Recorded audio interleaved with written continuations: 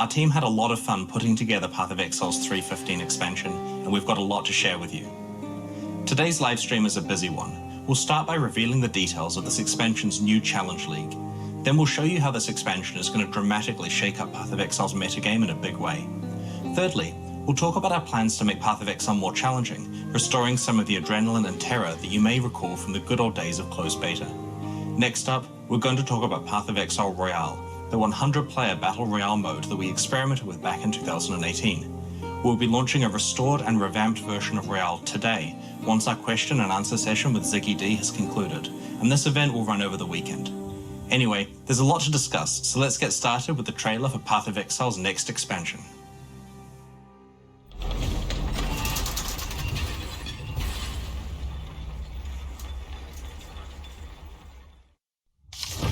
Many centuries ago, our people traveled to this accursed continent. We return to reclaim our lost relics. But Rayclast grips its secrets tightly. We must wrench them from its grasp.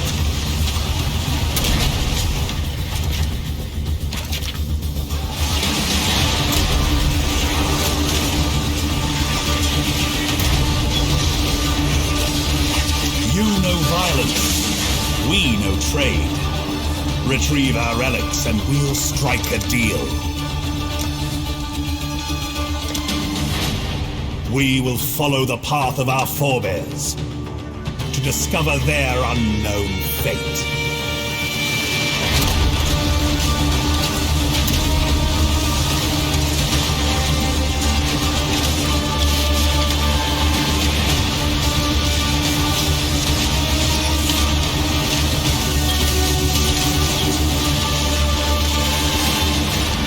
They wait, shrouded in darkness, for one who may finally challenge them. Wealth and power will be yours, should you survive our expedition.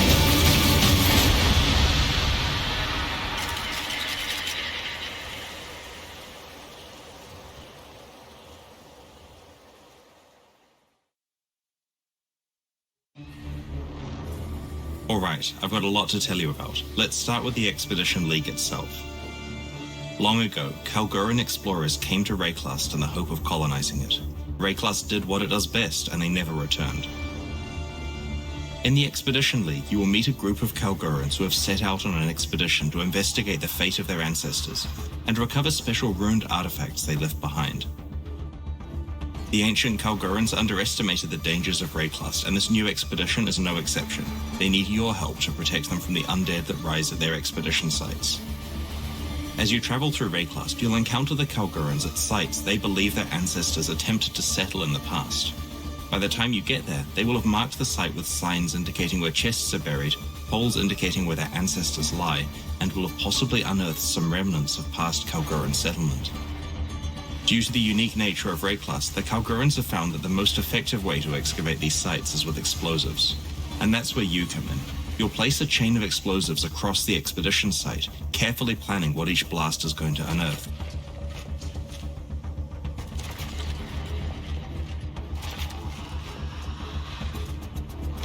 Once you push the plunger, any undead freed by the explosions rise from the ground and the slaughter begins.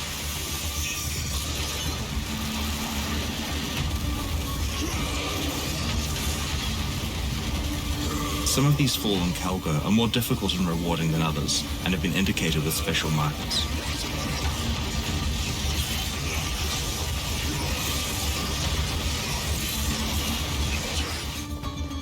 Once you have defeated the army of undead, you're free to open all of the chests you unearthed and claim your rewards.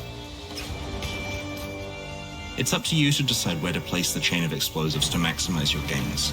Do you unearth a lot of monsters? Do you unearth more special monsters? Or do you go for the chests and try to avoid combat? The ancient Kalguran explorers built structures on Rayclast, and you may encounter remnants of these at excavation sites. These remnants have various modifiers on them that, when destroyed, apply to monsters and chests unearthed from that explosion onwards. Remnants greatly increase drops, but have some very difficult modifiers like immune to physical damage. You'll need to be very careful with your decision of which remnants to chain your explosives through, as they substantially ramp up the difficulty and rewards of the encounters. Speaking of rewards, there's a lot of cool stuff to find. Alongside valuable equipment and currency items are Kalguran artifacts and logbooks, which we'll talk about soon. The Kalguran traders have made this expedition to Rayclast in order to recover their ruined artifacts. There are many different types of artifacts, and each of the Kalgurans is interested in a different set of them, with a unique way they want to trade them from you. For this expansion, we really wanted to play with the idea of having NPCs that want to trade with you in different ways. So we have themed their behaviors around the concepts of gambling, bartering, upselling, and exchanging. Let's meet the Kalgurans. Tuyen is a mercurial trader who maintains a positive outlook as long as he can, but if you cross a line, his temper changes quickly. Tuyen offers you items with unreasonably high prices, but he's happy to haggle. You can always buy the item at the price he's offering, but if you offer a lower price, he might accept it, counteroffer, or withdraw the item entirely if he is offended by your lowball. He also occasionally sells currency items, so it's worthwhile keeping some of the artifacts he's looking for on hand just in case you see an opportunity. Grog is an average man pushed into Rayclast's dangers. He's helpful, concerned, and a bit fearful. He is very happy for you to do the fighting so that he can stay safe on the sidelines. He loves making deals and trying to upsell you. If you buy one of the items that Grog offers, he'll try to offer you a more complex deal where he improves the item via crafting. If you accept this deal, he'll try to upsell you again and again until you eventually walk away with your purchase. If you can't afford one of these incremental upgrades, you can leave and come back later with enough ruined artifacts to cover the cost. Because you don't get to supply your own starter item for this process, and have to select an item with promise from the range that he offers, his incremental crafting upgrades are priced rather cheaply. Gwenin is a cynical gambler who claims that luck depends on how hard you believe. So you really need to convince yourself that you're going to get that headhunter. If you don't, it's your fault. Gwenin shows you a set of base types with unknown properties. When you gamble by buying one, you'll receive a random item of that base type back. It could easily be a random magic item that you have no use for, but can sometimes be a valuable rare or unique item. It's probably best to prioritize gambling on base types that are most relevant to your character. Once you have exhausted all the items that interest you, it's possible to use a specific new currency item to re-roll the gamble window to a set of new items of your current level. Sometimes a base type shows up that is a lot more expensive than it would otherwise be, and gambling on this item has a higher expected value than normal. You're taking the risk though that it could still be junk. Danig, Warrior Skald, is the heart of the expedition, its brave leader and lawmaster. Danig is interested in specific types of ruined artifacts and wants to trade these from you for a variety of options, such as currency that lets you reroll vendor inventories, logbooks, or artifacts that other Kalguran traders are looking for. You can talk to the traders in the wild, in town, or in your hideout. They grant you access to your expedition locker, which is like the heist locker, a lockbox for League-specific items, which can be accessed in all three places also. We're adding the affinity system to these lockers. Among the many relics of the ancient Kalgurans you might find at their expedition sites are logbooks. These ancient books chronicle the locations that their ancestors visited in their exploration of Rayclast. A logbook item can be rolled to have a set of explicit mods, like an endgame map. Each location within the logbook has its own implicit mods, as well as a theme that controls what types of remnants can be found there. Talk to Danig in your hideout and give him a logbook you have found to go on an expedition to one of the locations it describes. These are all exotic places that no exiles have ever traveled to before. Just like how a blighted map was one giant blight encounter with no natural monsters, the expedition you go on from a logbook is one giant expedition. Expeditions from logbooks are not only different because of their large size, but because there are special objects that you can interact with using explosives. For example, trees that contain monsters or items, passageways that reveal chests or bosses, and so on.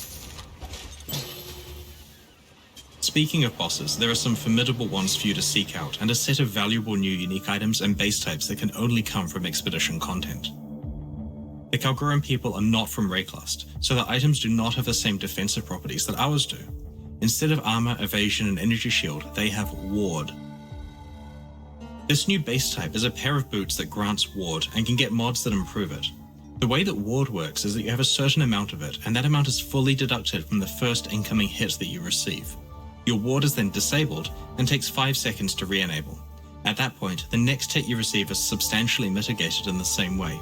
It's quite a different style of defensive property and works very well in conjunction with systems like evasion, block, or dodge. As the undead enemies you unearth in expedition encounters are fallen Kalgoran explorers, they also have a ward rather than traditional defenses. This unique helmet allows you to go all in with ward as a defensive option for your character. It causes all increases to energy shield to affect your ward instead, grants you a bunch of ward, and helps it recover faster. This other unique helmet is also on a new base type that grants ward instead of other defense types, but its properties don't interact with ward. Instead, it prevents you from dealing critical strikes and grants you Battle Mage, which adds spell damage equal to the damage of your main hand weapon. The new base types and uniques I showed you here are just some of the ones you'll be able to discover when you play next week. So that's the Expedition League. Each of the developers I have spoken to has liked a different aspect of it, but I have really personally been enjoying the different trade mechanics offered by the Kalgoran NPCs. The gamble window takes me back 20 years on a nostalgic trip, and Tuyin's haggling manages to capture the intense feeling I get when negotiating, and anyone who really knows me knows how much I love negotiating. This expansion also promises to massively shake up the Path of Exile metagame, and we're doing that by introducing new gems, lots and lots of new gems. For quite a while now, the way we have approached new skills in Path of Exile expansions is to make a bunch of gems themed around an entirely new build or dramatically augmenting a few existing builds. The blood skills in the Ultimatum expansion are a good example of this. While this approach is great in terms of creating interesting new builds, it doesn't always affect every character game-wide. In order to achieve this big metagame shakeup, we've come up with a crazy idea for the Expedition expansion, adding a gigantic pile of new gems at once, spread among as many different playstyles as possible. Each of these gems can of course be used by many different classes, but we use the list of 19 Ascendancy classes for inspiration when planning these gems. Our goal here is that regardless of which build you're playing, there will be new gems that you can add to your character. Let's go through the 19 new skill and support gems. The Earthbreaker support gem can be linked to any slam skill. Upon use, it summons an ancestor totem that uses that slam on your behalf. In this example, we've created a build that summons multiple ancestor totems that each wield Tectonic Slam. As you can see, this build covers a large area in fiery death while you get to stay out of harm's way. This is a powerful option for chieftains in particular due to the various totem bonuses available on their Ascendancy passive tree. Adept players will also be wondering if the Earthbreaker support allows you to create leap-slamming totems, and the answer is absolutely. As with other ancestor totems, the Earthbreaker support also provides a buff to you, granting some increased area of effect with melee skills. Rage Vortex provides a new way to consume your rage, unleashing a whirling vortex that rapidly hits enemies within its range.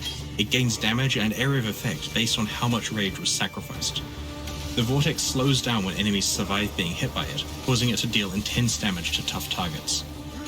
While you can only have one Rage Vortex active at a time, characters such as Berserkers who are able to generate a lot of rage quickly will find it a great way to augment their damage output. Bone Shatter strikes your enemies with a forceful blow. If an enemy is stunned by this attack, a powerful shockwave is released. The area of effect of the shockwave is determined by the duration of the stun you inflicted. Each time you use Bone Shatter against an enemy, you take physical damage yourself and gain a trauma stack. The more stacks you have, the more damage Bone Shatter will deal to both you and your enemies. This self-damage mechanic makes the Juggernaut the ideal class for this skill, because they have easy access to lots of armor to mitigate the downside. Also, the Juggernaut has Ascendancy passives that grant increased stun duration, which help make sure the shockwave is as large as possible. Defiance Banner is a new purely defensive banner skill. While you carry the Defiance Banner, it increases the armor and evasion of nearby allies while reducing the critical strike chance of nearby enemies. It also gains stages while carried near enemies and can be placed on the ground to enhance its effects. When the Defiance Banner is placed, it inflicts a taunt on enemies for a duration based on the number of stages the banner had accumulated while it was carried. Enemies affected by this taunt also deal less damage to all targets. The next new skill is Shield Crush, which swipes your shield towards enemies and sends out forceful waves of damage based on the stats of your shield.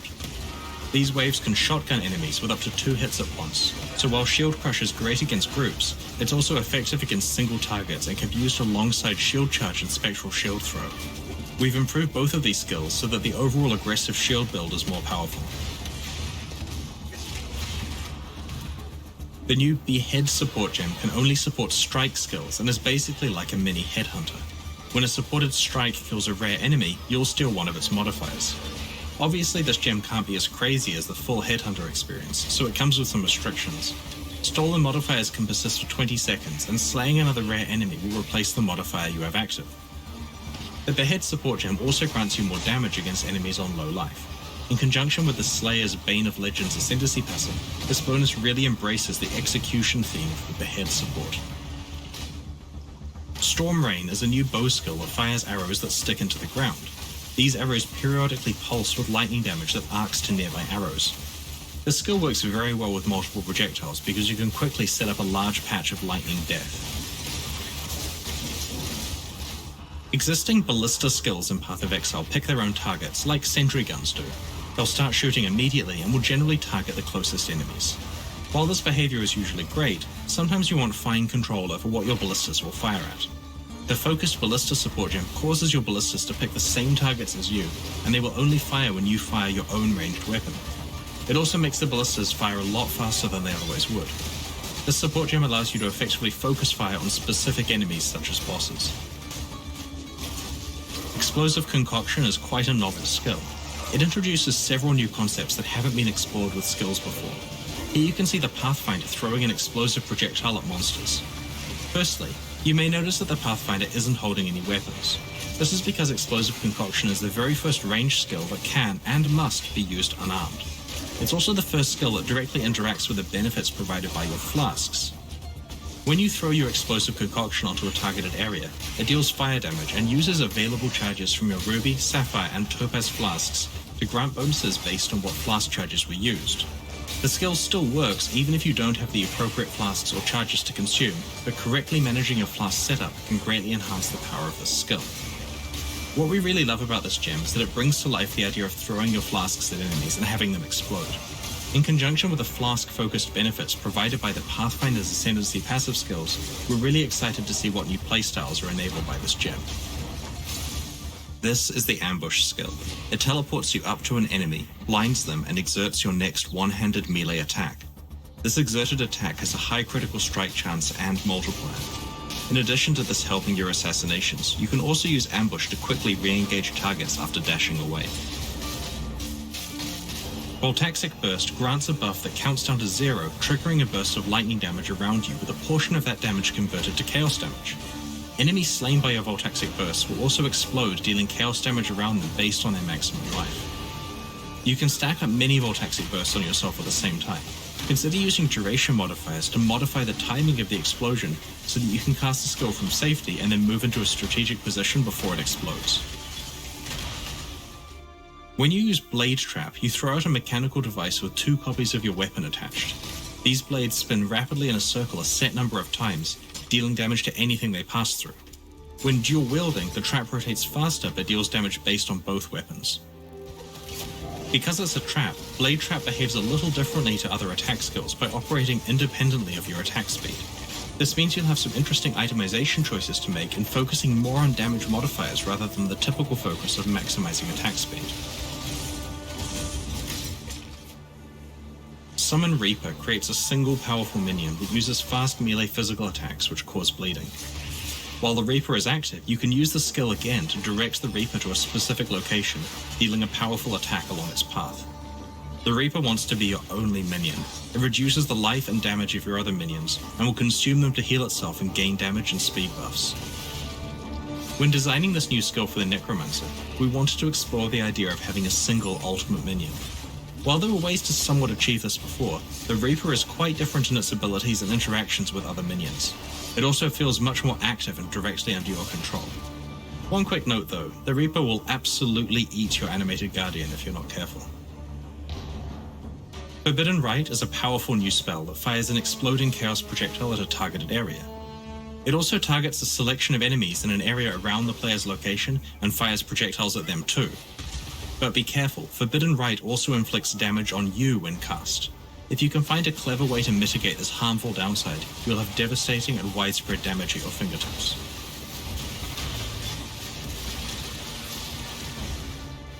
The Eye of Winter is a large projectile that fires out a barrage of cold projectiles in a spiral formation as it travels. When it reaches its maximum distance or collides with the terrain, it explodes, firing out even more projectiles in a spiral. This type of skill is one we've been wanting to bring to Path of Exile for a long time, and we felt that this new collection of skills was the perfect place to showcase it. This Inquisitor is using the new Battle Mage's Cry skill, which taunts nearby enemies and exerts your subsequent attacks, causing them to trigger a linked spell on your next melee hit. Here you can see the player taunting enemies with Battle Mage's Cry and using Consecrated Path to teleport to enemies. The slam is exerted, triggering Firestorm to rain down on those enemies. In order to assist with scaling both attack and spell damage, the buff this Warcry provides lets your spell damage apply to your attacks. This property is usually only available on wands and certain unique items. Mana Bond is a somewhat unusual gem in that its source of power relies on your current mana. Upon use, it creates a rune that explodes at a location you're targeting. This explosion can either deal more damage or cover a larger area depending on the state of your mana. The more mana that's missing from your mana pool, the more damage Mana Bond will deal, as it converts a percentage of your missing mana into added lightning damage. The more full your mana pool is, the more area the explosion will cover. This means that being adept at managing your mana pool becomes highly advantageous. For example, having slightly higher mana while clearing a map provides greater clear speed, but when fighting tougher enemies, having a lower current mana amount is better. Absolution has been designed for Guardians as a spell version of Dominating Blow. Absolution deals a damaging shockwave in a targeted area. When it kills an enemy, it summons a Sentinel of Absolution, which also deals damage by casting Absolution itself. The Sentinels also periodically cast a larger version of Absolution on the cooldown. While the Sentinels version of Absolution can't summon even more minions, they are a powerful army to fight against. Spectral Helix throws a spectral copy of your melee weapon which spirals outwards from you, dealing damage to any enemies it passes through. The design of this skill achieves what we always wanted Val's Spectral Throw to be. We thought it was a really fun idea for a skill, but because of the limitations caused by the soul-gathering requirements of Val skills, it wasn't possible to use Val's Spectral Throw as a primary skill. Now that Spectral Helix can live up to this purpose, we've reworked Val's Spectral Throw, which we'll reveal closer to release. One of the other issues that Val's Spectral Throw had was that it didn't work very well in indoors areas. However, Spectral Helix improves upon this, as the projectiles that spiral outwards can also bounce off of walls and proceed to hit enemies, rather than simply disappearing upon collision. Over the last few years, Path of Exile has really suffered from player power creep. As a consequence of trying to make compelling content, each expansion we release either gives players more axes on which to improve their character, more effective skills to use, or ways to craft better and more powerful items. Measuring from closed beta to now, this Expedition expansion is our 30th Path of Exile release. The amount of power creep varies per release, of course, with systems like Ascendancy classes providing, like 20, 30, 40% power creep at once? Like with Compound Interest, it would only take 8% more player power per expansion from new items, crafting, character systems, item acquisition opportunities, and new skills for player power to grow tenfold since the game has been out. And tenfold is roughly what we measure the increase in player power to be. We may nerf the most out-of-hand cases every launch, but we're only reducing them back down to close to the new baseline. The average Path of Exile character gets more and more powerful. While we do occasionally add new endgame challenges that are appropriate for the current power level of top characters, the rest of the game just becomes relatively easier and easier. Some games handle this by just endlessly and exponentially scaling monster life and damage to counteract player power growth. Eventually, the numbers get too large and you need to crunch them all down again. This is a really cheap approach and makes the game feel like a treadmill where the developers are just turning a knob as they hand you new power, keeping you in the same place forever. We don't want to treat Path of Exile like that, and hence our solutions are more complicated. At the same time, one of the issues is that players will always pick the most powerful way of interacting with any game system, even when that's not actually fun to play. This leads to behaviors like Flask Piano, or the way that everyone just picks support gems that basically add pure damage. As game designers, it is our responsibility to make sure that the most powerful behaviors are also the most fun to engage with. With that in mind, the balance changes that we are making in Expedition are far-reaching and are going to affect almost all characters. Our goal is not to just nerf specific builds, but to improve the game, its challenge, and to make sure that people want to pick fun build choices. Anyone who played Path of Exile during its closed beta 9 years ago can attest to how challenging the campaign was to play through.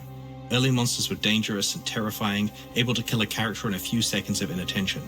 Players feared going into the ship graveyard cave because of the flicker strike ghosts. They were careful around rowers because a couple of unlucky charges could outright kill them. Trying to kill a Goatman Shaman while he had Molten Shell up was a pretty terrible idea. Nowadays, however, the game is a lot easier. We added level 2 and 4 support gems without increasing the difficulty of the game to compensate at all. Modern League mechanics shower the player in rare items from early levels, and we didn't make the game any harder in response. In fact, it's very interesting to compare the difficulty of League content with that of the base game. For a few years now, we've been shipping difficult Leagues where monster life and damage values were a lot higher than the regular monsters that players fight between those League encounters. Players enjoy League content because it's challenging. They also told us they really enjoyed the Path of Exile 2 demo at ExileCon, and it was tuned to be almost punitive in terms of difficulty. One thing we learned from building that demo was that it's okay for some monsters to be able to run 20 to 40% faster than the player. In Path of Exile 1's first act, there isn't a single monster that moves faster than the player's default movement speed. We are rebalancing the campaign to be challenging. So far, we have focused mostly on Act 1, but with each coming expansion, we'll be extending this further. Our plan is that within a year or so, we'll have reviewed or touched every single monster in the game. While this additional challenge probably won't stop our most skilled players easily dominating the campaign or running through it to get to maps quickly, it will mean that players who engage with the content will find a consistent difficulty level between League content and regular content. It's worth noting that the behavioral and balance changes to monsters will definitely affect their map versions. For quite some time, Path of Exile players and developers have been keen for a big rework to its flask system. In the endgame, flasks grant really powerful buffs for a number of seconds after use, and these buffs allow the player to kill monsters quickly, filling the flasks up so they can be used as soon as they run out. With 5 such flasks equipped, the correct behavior was to spam the 1 to 5 keys repeatedly to keep all the flasks constantly up without any downsides. This flask piano playstyle was popular enough that players were improvising devices to hit all of those keys at once.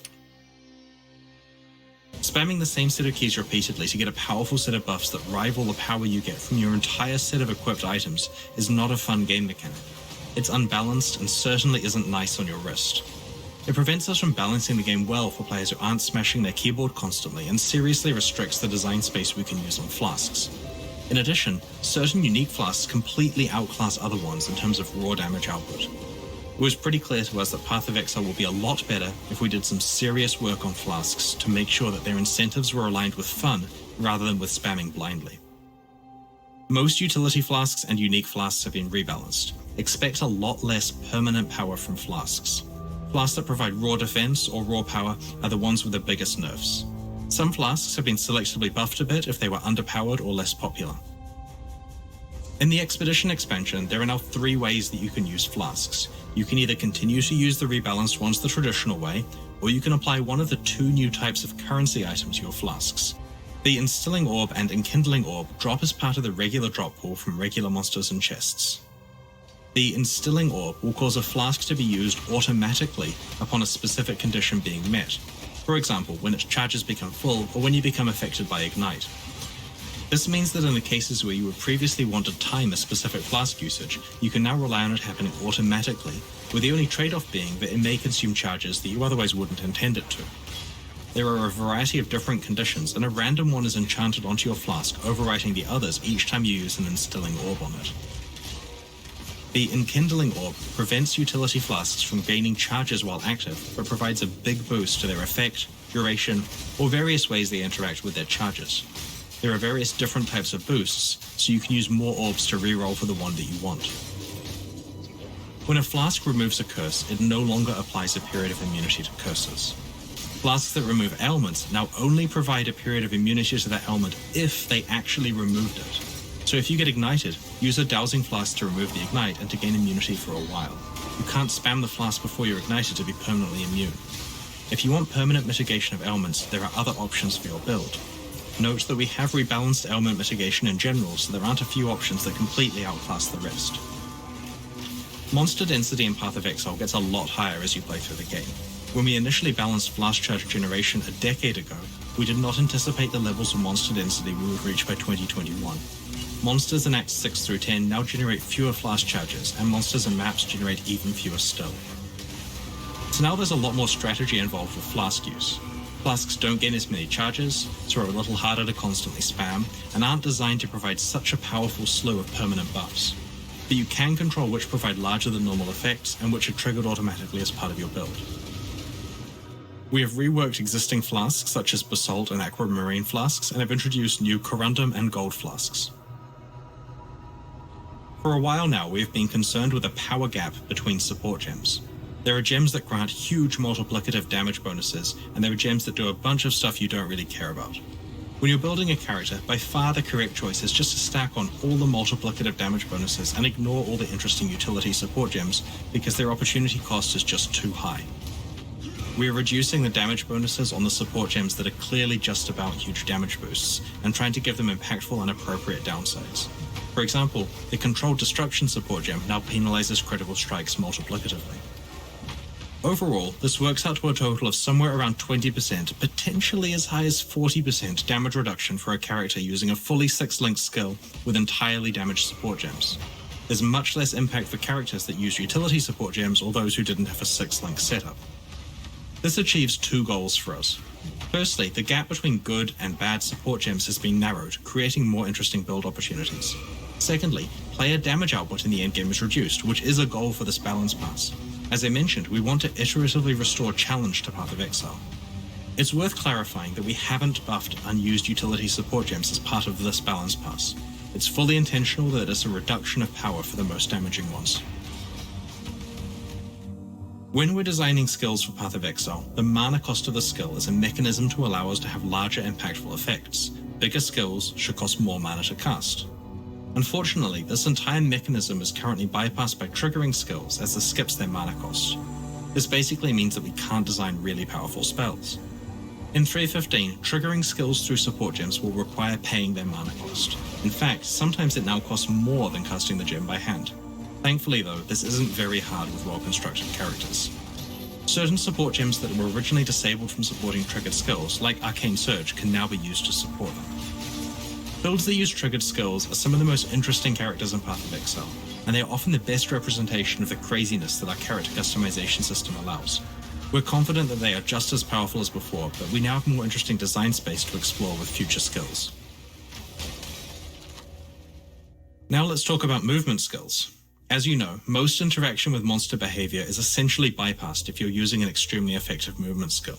This is okay if you're specialized deeply into customizing that skill, but it's currently the default state for any character if you use Flame Dash, Smoke Mine, or Dash without any further investment. These skills have been rebalanced to be more in line with other movement skills. These are not huge numeric nerfs, but do mean that there is scope for improving the performance of the skills by specializing around them. There are many other balance changes in 3.15, which you can read about in the Balance Manifesto and patch notes next week. To be honest, there are a lot of nerfs here. We completely understand that this level of change will make some people nervous, but it's time we start actively combating power creep and fixing game systems that haven't been working the way we intended them to.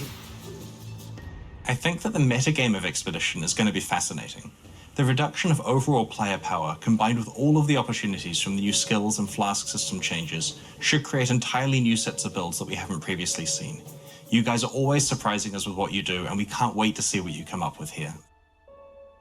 So back in early 2018, there was a trend where every online game was releasing a Battle Royale mode and getting a lot of good press in the process. We had a running joke in the office that our fast development speed meant that we could probably add a Battle Royale mode to Path of Exile in one day of development. As April Fool's Day approached, we tried to do exactly that. We pulled a few developers together and asked them to spend no more than one workday each on their contributions to this new mode. On April 1st, 2018, we launched Path of Exile Royale.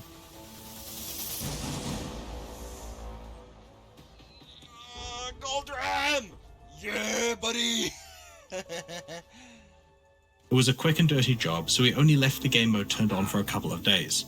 It went pretty well considering it had no custom balance whatsoever. Oh my god, I'm getting destroyed! After April 1st, we turned the mode off and forgot all about it. But the community did not forget. In fact, they've been quite keen to remember it constantly and to urge us to bring it back. But that wouldn't be easy, as to actually make it a decent experience would require a lot of custom balance, playtesting, and feature implementation work. A few months ago, we decided to do exactly that. Path of Exile Royale will return today. In fact, immediately after the QA section of this livestream, we're going to run it for the weekend as a test, and then turn it on every weekend for a while, starting the week after Expedition's launch. We'll patch it between weekends with balance tweaks, and if it's popular over the long term, new features. We have no idea what the long-term viability of this game mode is going to be like, so we'll run it for this league and then assess where things stand. Our initial version of Royale from 2018 used Path of Exile's default passive skill tree, which didn't have interesting options for characters that rarely got to level 10. It also used all of our skill gems and unique items as is, where many of the interesting ones were way too high level for these super low level characters to ever find. We've made a completely new Royale-specific passive skill tree that has everything you need to quickly adapt your character for high-speed PvP combat. It features approximately 90 new custom notable passives, a special new left-aligned window so you can stay aware of your surroundings while allocating skills, and you gain 2 passive skill points per level. You're also able to allocate passive skills from any of the tree's starting locations, regardless of which character class you picked.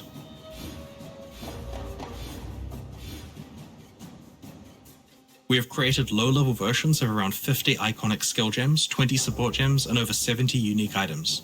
These Royalified items are appropriate for low-level play and include quite a few things that are usually only available at substantially higher character levels in the core game. The whole island has been improved. We've made the terrain more varied and interesting so that the fights feel different depending on where they take place. You'll encounter flask troves which provide charges for your flasks. These troves periodically replenish themselves, so expect a lot of combat to occur around them.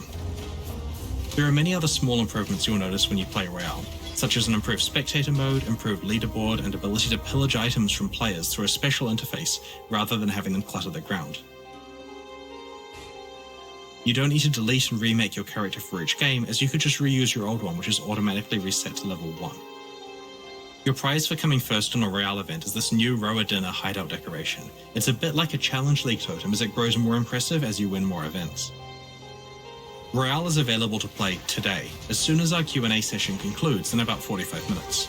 So patch your Path of Exile client, and when we're done with the Q&A, log in and click to join the Royale event at the bottom right of the screen.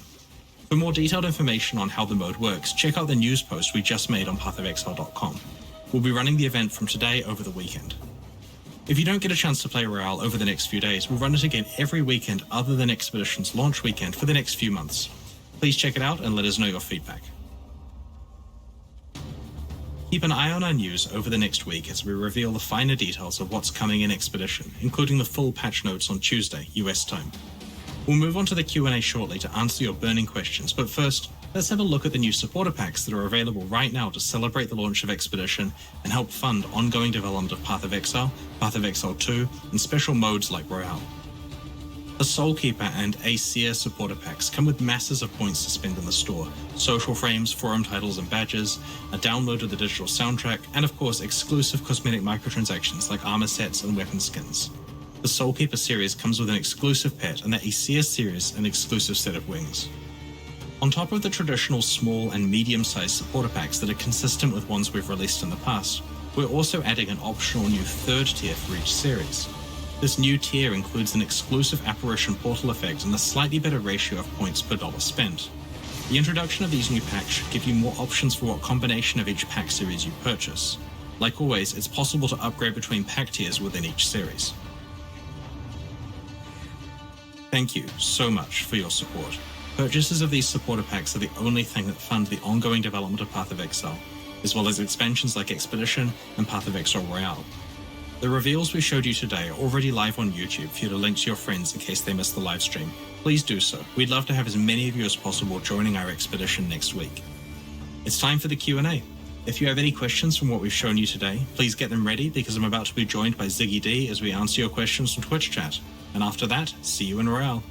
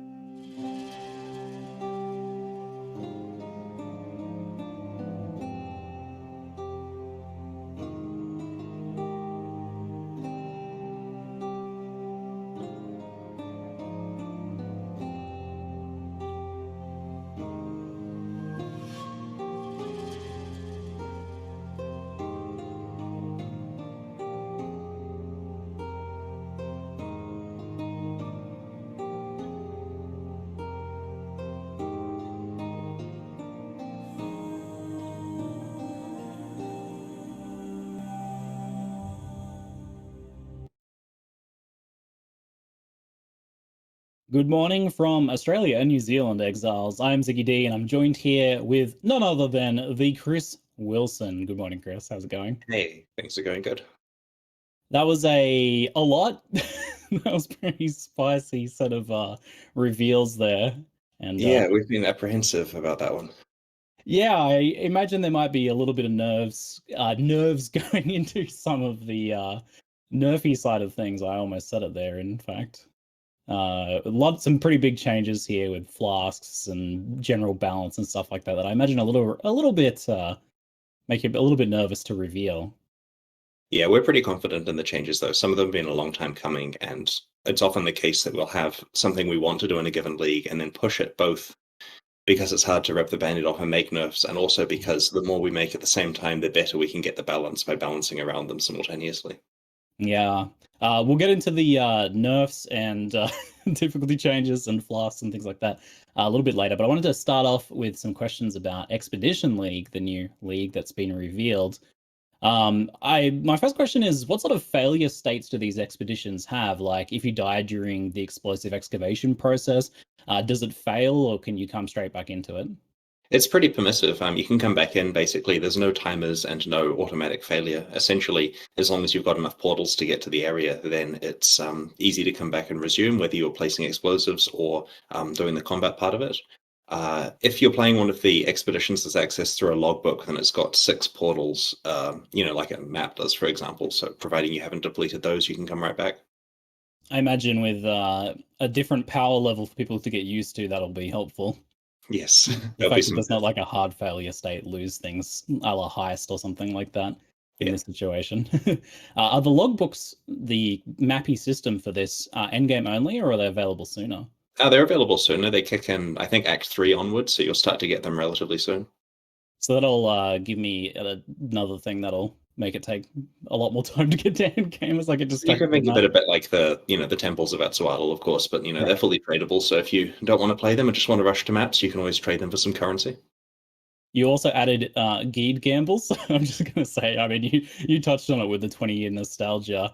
That's awesome. That's not a question though. Are there any specific like new uniques or items that we can only get through the unidentified gambling with Gwenin or the other vendors, I suppose? So we intentionally didn't put any items exclusively in those windows. We didn't want it so that players absolutely have to engage with those systems to get those items. But you can get some quite interesting stuff. Like if you're lucky, for example, while gambling for an item, you can get influenced items, for example. It's not just vanilla rares. There's some fun treasures hidden away there. Any other things like from other leagues, like temple modifiers or anything like that? Or are you kind of sticking with the new line of thinking of keeping those things to their respective leagues? We are trying to keep rewards specific for the content that generates them, but there's some interesting surprises that people will discover when they're doing their gambles. All right, I'm pretty excited about the haggling and the geek gambling. Now you mentioned immunity to physical damage, and I must admit I cringed a little bit because I generally dislike immunities. I've got questions about that. As immunities effectively hard shut down specific builds, will these be easy to avoid? You can choose where you place the explosives, and so you just absolutely don't need to go anywhere near those remnants if you'd rather go somewhere else. And we prefer to have really hard modifiers like this because either immunity to physical is kind of going to prevent you doing the encounter, or it's going to not affect you at all and it's entirely upside to tag that one. And so because of this, there's interesting placement choices you'll have to make. It's never going to be the case that it's immunity to physical all around you and the entire expedition is a waste of time. It's relatively rare to get each one of these hard modifiers there, but it'll mean that depending on your build, you're going to completely change the strategy of how you place the explosives. And it's worth noting that the remnants really do ramp up the difficulty quite a bit. Players will see that they provide benefits and think, sweet, I'll just tag all of them. And you should only do that if you've really read what they do and actually feel you have a character capable of doing that content, which will be slightly harder to achieve in this league compared to previous ones. It sounds like you'll know if you hit the wrong one. You kind of touched on my next question there a little bit, but why use something like immunities then if it's effectively completely avoid or just do it because it's a free pass? Because if it doesn't have a large impact in either direction on your character, then it doesn't really matter which one you want to hit. And we want to avoid the situation where every remnant averages out to it's a bit harder and gives you a bit more items. Mm. We're making it so that, it actually has an impact on your character. Just like how you care if a map you're running has temp chains or not. People actually do read maps before running them, and that's a good thing. Some people. Yeah, concerning. They'll have to now. Good stuff. We had a very good co-op league last league. Just want to say that Ultimate was fantastic for co-op. How does this one work in co-op? I believe that only the map instance owner can actually place the explosives, but everything else is cooperative. You can share the drops and share the fighting, and so it's really good to bring a team for it, especially with the new difficulty. It is basically the case that nowadays, when we're designing leagues, we're not going to allow ourselves to release something that works terribly in multiplayer. Like, it's a mistake we've made in the past, and part of the process now is asking the question, how does this work with parties? To the point where we have some pretty cool league ideas they get put back on the drawing board because they really aren't party compatible. That's really good to hear. I've very much enjoyed the new trend towards making things a lot more co-op handy. Does the currency stuff kind of like spread out between the players? Like both people get access to the trade windows, or only if it's their map, or how does that work? My understanding, I'm just going to check this. Hey guys, all the players can access the vendors, right? Yeah, it's all good. Okay, it's all good. It's all good. Yeah, Nice. I feel this like I'm means winning. yeah, if it's not the case, they'll fix it. Good stuff. I feel like I'm winning the Q&A if I ask you a question. You have to look off to the side to ask Jonathan or whoever's sitting next to you. I have people in the background. Today's Cool. crowd is Mark and Rory. Hi, Mark and Rory. Thanks, guys. Next up, I want to ask you about some of the new skills. Normally, I leave the skill stuff a bit because technical information is better read when you reveal the gems a little bit closer to release. But this time you have 19 skill gems, one for each ascendancy class, it looked like, and that's pretty huge. And some of these are also very interesting. So let's just rattle off some of these skills. Rage Vortex, it's Yeah. limited to one active at a time, and it looks pretty cool. But does this take attack speed into consideration then, since you can only have one of them? Yeah, that's right. If you have increased attack speed, it affects the speed that your vortex attacks. You can just imagine it like a detached copy of yourself cycloning, basically, right? Like, it spins off Mm. a copy of you doing a cyclone. And so this means that if you have increased attack speed or various other bits and pieces, it will be acting like you would do with cyclone yourself. Can you ramp that in? I saw some of the concerns in chat where like that clear speed looked like it might be an issue with it. Can you ramp that in terms of AoE a fair bit? Maybe with like melee range or something like that? Yeah, here's the thing, guys. When we're filming this footage, we have two choices. We can film the low-level footage, or we can film nuts endgame stuff. And so the team, being how they are, made nuts endgame stuff. We're talking pimped out characters, like as far as you can go, right? Like mirror-worthy gear. And they had these builds that cleared the screen in seconds, and the Rage Vortex was, the size of Pluto. It was just ridiculous, right? And so we filmed a bunch of footage, and it looked really powerful. The problem is, if we stick that as the first thing you see of the skill, you're going to assume, cool, that's without support gems. I'm going to ramp this up a lot. And so we toned it really far down for a lot of the footage you're seeing here is intentionally completely unsupported versions of the skills. And you can see the difference between the vanilla one with almost monster AI off, really simple stuff, versus the higher level stuff. And we didn't go too crazy on the high level stuff. So yes, you can take these skills and really go a bit further than we showed with them. It's always up to the players to min-max these ones. I love when you mentioned Pluto because I knew the space nerds were going to come out and chat and be like, Pluto's actually small. Guys, it's a planetary body or an asteroid body, even if it's not a planet. And It's still a for lot clarity, bigger. that's still a large amount of area of effect for a skill, right? All right, maybe it's not technically planet size, but come on. Okay. So with Bone Shatter, the new stun favorite, is there a limit to the trauma stacks, or is the limit just killing yourself? You will be dead long before you work out what the limit is. Sounds like a challenge. There's some big, thick armor jugs out there that are going to take that one up, I'm sure. Yeah, I think the trauma stacks drop off when they expire as well, so you have to be able to attack quite quickly to find out if there's a limit. Nice. Focus Ballista seems to allow you to greatly enhance your single target by having effectively two six links going at the same time, damaging the same target. Will this just be like the new go-to for boss killing setups then? Well, you already could have a second six link for your totems that you were using, essentially, like an existing ballista. This is a bit stronger damage-wise, of course, because it's shooting faster. But one important note here is it's going to stop shooting when you're evading the boss abilities, whereas an existing totem would have just kept plucking away at the boss. So there's pros and cons here. But yeah, if you have the ability to shoot uninterrupted at the boss, then this is the way to ramp that damage up. I was pretty excited about the reveal of a grenade flask throwing skill. So does explosive concoction simply consume charges from ruby, sapphire, and topaz flasks to add more elemental damage, or are there some other impacts based on the actual flasks you have equipped? So by default, it does fire damage, and if you have those special flasks equipped, it will consume some charges to add damage if you're using the lightning and cold ones. For the ruby flasks, it doesn't add additional damage; it increases the ignite chance, and so you can really ramp up your ignite build that way. It already does plenty of fire damage as it is, and this means that you'll need to consider how you're rolling your flasks. Of course, you may want to roll so you've got more charges available, especially if you plan to actually use those flasks to stay alive. And so this build plays pretty differently to other ones. Is there any way to like scale the flask effect usages of the skill? That's a good question. How would you answer that? No, it doesn't. You don't change it basically. Just how much. Yeah, the skill itself, you don't change how much it's consuming from the flasks, but of course, because it consumes quite a lot as you're using it, you want to make sure you have ample access to charges, whether they come from the flask being better rolled or whether they come from kill speed. Okay. We got a lot of. It's a pretty interesting one, especially because it's no weapons equipped. Can you have like a shield equipped with that, or? Yeah, I believe is so, that as okay? long as you're unarmed. Okay. The Reaper skill, the new summoning skill, looks extremely cool.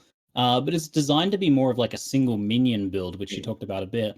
How is that able to compete with the insane area coverage that you get with minion swarm setups? Basically, just damage and the ability to afflict bleed and control it better. It certainly has more safety issues for your character if you only have a limited number of minions, but of course, in return, you get to clear faster potentially. It's worth noticing that you do want to have a small swarm so that you can feed. People, please not Discord call me things. It's Wow. worth noting you definitely want to have a small swarm so that you can feed the Reaper. She definitely likes to devour guys when she's low on life, and so yeah, it's quite important to have a few other minions around. It seems like the sort of thing where you can have a bit of an active summoning setup in addition to having that minion out all the time, and then maybe supplement with that. Like I imagine if it doesn't consume super quickly, you could still have some minions out on the field doing stuff as well as getting consumed. Absolutely. Yeah, and you can have minions, they're fine, they're just weaker than normal, right? So you just shouldn't go all in on those minions. She'll grab them from time to time whenever she wants buffs, but if she's low on life, it's a lot more aggressive in terms of how quickly she wants to feed. Chad was asking if they consume golems, but I'm pretty sure that's a yes because it even consumes your animate guardian, as we saw in the video. Nice. I like that. So Eye of Winter is a skill that has been a long time coming, I think. Where there's some specific challenges in designing and balancing the skill. Yeah, this is an interesting one because the base version of this that we were inspired by is from a game that doesn't support gems, and so we had to be very careful when designing the Path of Exile version to make sure that it works well when you do crazy stuff, right? And the obvious question is what happens with multiple projectiles, and the answer here is that the final blast of shards is the one that gets the additional projectiles. That can shotgun, right? So that's quite an interesting choice we had to make, because you have the question of shooting the eye into the boss and having a lot of those shards hit the boss at the same time is very damaging, and that's one of the really iconic ways of using this type of skill, the ability to aim that correctly. Now, the true degeneracy comes from traps, mines, totems, unleash, all that kind of stuff, right? Like you can have some eyes on the screen. Let's just say we designed this one for performance. Okay. Mana Bond seems to mess around with the concept of mana casters. Does the bonus damage from the missing mana scale up as your maximum mana increases, or is it based on the percentage of missing mana instead? So does it scale the same way? It cares about the number of points of missing mana. So you want your mana pool to be as big as possible, and then you want to have emptied it if you're caring about damage there. So for the area of effect increase, it cares about percentage of missing, and for actual damage increase, it cares about numeric mana missing. Okay, so the damage scaling still fits into the kind of meta of mana casters that exists currently, even though it kind of flips it on its head a little bit conceptually. Let's move on to difficulty, the big stuff. What can we expect from behavioral and balance changes, were the specific terminology mentioned there, to monsters in the campaign? There's a lot of stuff here, and it's kind of what happens if you go through and redo stuff, in 2021 that you set up a long time ago. Like, you have to remember, when we first set up Path of Exile's early acts, I mean, it's had some maintenance since then, but we were children, essentially, making our first game, right? Like, we were in our early 20s, have never done one of these before, right? So it took some actual adult supervision now for people, like Mark and Rory and stuff who know what they're doing to go through and make that content pretty good.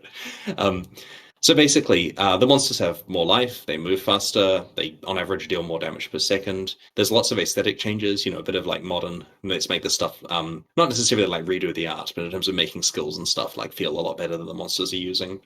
And the AI has been redone for a lot of monsters in terms of how intelligent, where they use skills.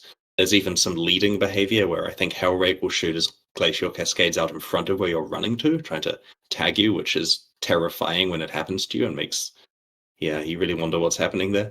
The monsters have a lot less aggro range early on. Like it's less a matter of aggroing the entire screen when you run around. So there are improvements here to make the early game actually like appropriately simple in some ways, despite being deadly.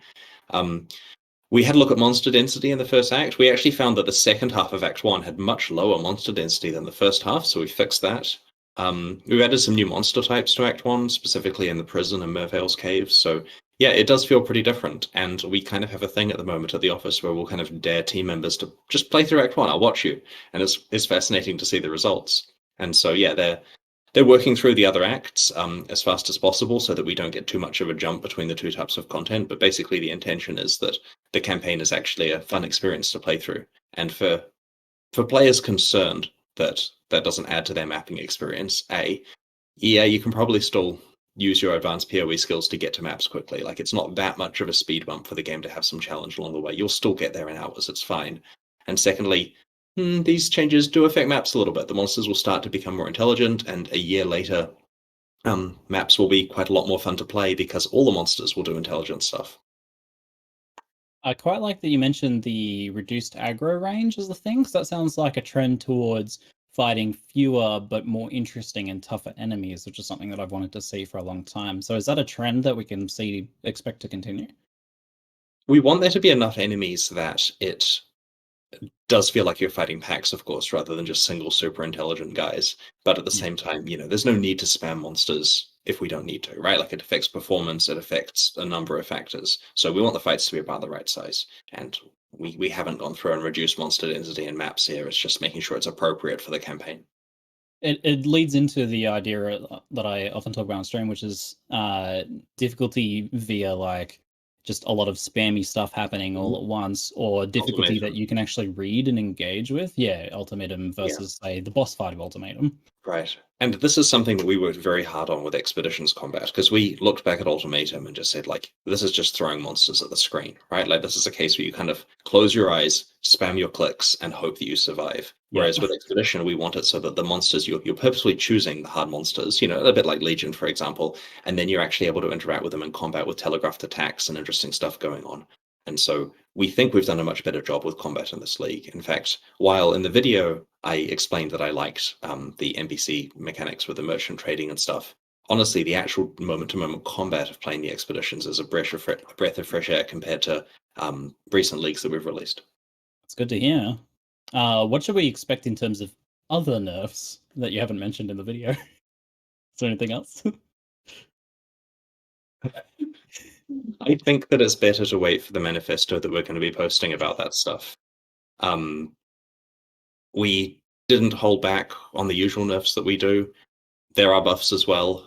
It's just the usual balance pass. But one thing to bear in mind is because there are so many core changes to pathofexile systems here, we have been relatively liberal with other nerfs that we've needed to make. Like, this is the right time because the metagame is going to be different. Normally in a pathofexile league, players will say, okay, I know all the good builds. The question is whether these new bleeding skills are the best build or not. If they are the best build, I'm playing it. If they're not the best build, I'm playing the one that I already like. And it's pretty understandable. Here, you don't know what the best builds are. We've nerfed the best builds. We've buffed the non-best builds. We've changed how flasks work in a very large way. The game plays differently. Like, you can't walk into this expansion knowing what's going to be amazing.